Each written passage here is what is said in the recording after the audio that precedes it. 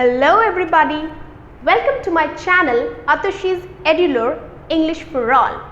In my previous episode, I had highlighted 10 common errors in our day-to-day conversation.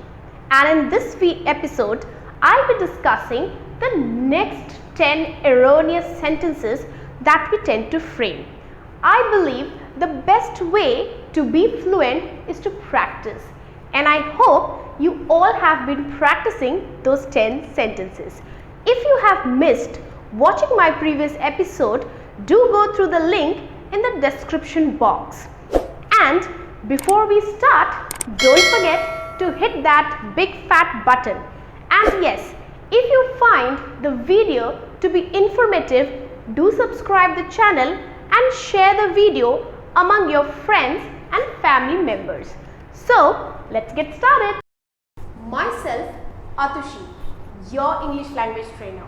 No, this is not the introduction, but the first sentence. Now, in this sentence, the introduction has been started by the word myself. We often hear people starting their introduction with the word myself. We even hear it in television. But, my dear friends, this is not the right way to give your introduction. So what's the correct sentence?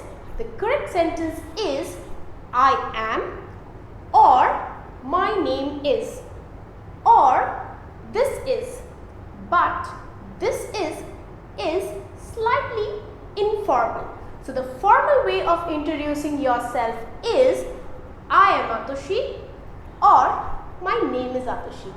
Now, why can't we start a sentence with myself? Myself is a reflexive pronoun. Now, what are reflexive pronouns? Reflexive pronouns are the words that end with self and selves. And we cannot start a sentence with a reflexive pronoun. A reflexive pronoun is used in a sentence where the subject and the object is the same. For example, I cook my food myself. I, subject, cook my food myself, myself, object. Now the subject and the object is the same. So we should not start our introduction by the word myself. I am having a brother. Now relationships are considered to be permanent and must be expressed by simple present. But I framed a sentence I am having, which is present continuous and is used to frame temporary action. So the correct sentence should be I have a brother. I cannot cope up with the workload. Now in this sentence, the verb cope is followed with the preposition up. But my dear friends, cope is a verb after which the preposition with should be used. So the correct sentence is I cannot cope with the workload. One of my friend is an RJ. Now when we use the expression one of mine, the noun that comes after it should be plural, because we are choosing one among many. So it should be one of my friends is an RJ. And the reason of placing an before RJ has been described in my previous video. In this way, we can frame sentences like one of my relatives, one of my teachers, one of my colleagues, and so on. I prefer coffee than tea. Now here, instead of than, we should use the preposition to.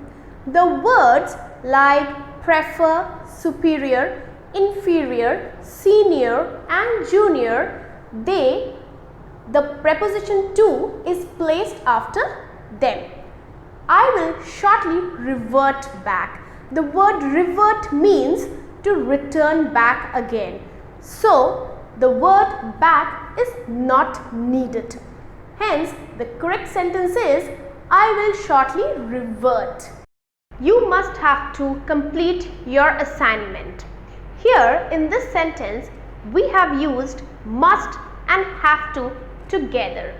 But must and have to mean obligation. They differ on emotional context. We should not place them together in one sentence. So, the sentence can be either said, you must complete your assignment, or you have to complete your assignment. These kind of errors are called superfluous errors. One more example of superfluous error is she can able to do her work. Now, can and able to mean the same. So, we can either say she can do her work or she is able to do her work. In English language, modals have a subtle difference between them, which we'll be covering in our upcoming videos. This is the most unique dress. Now, with adjectives unique, ideal, entire, extreme and perfect, there is no comparison in comparative and superlative forms. Hence, the sentence should be, this is a unique dress. Now, we add a before the word unique because of the consonant sound. I am giving an examination. Now, here a student should not say giving an examination. The sentence should be, I am taking an examination. A student takes an examination. In Northern India, people generally say, मैं exam दे रहा हूँ, and we translate it and we say, I am giving an examination, which is not correct. A student takes an examination and a teacher gives an examination to her students. So, remember, a student takes an examination and a teacher gives an examination. She looks more younger than her sister. Younger is already a comparative form of adjective. So, we should not add more with it. The sentence will be, she looks younger than her sister. With this, we come to the end of our video and you have 10 more sentences to practice. So, see you in our next video. Till then, take care. For watching my video. If you like my video, then press the like button and share with your friends and family members. And don't forget to subscribe my channel by pressing the bell icon to get the latest updates.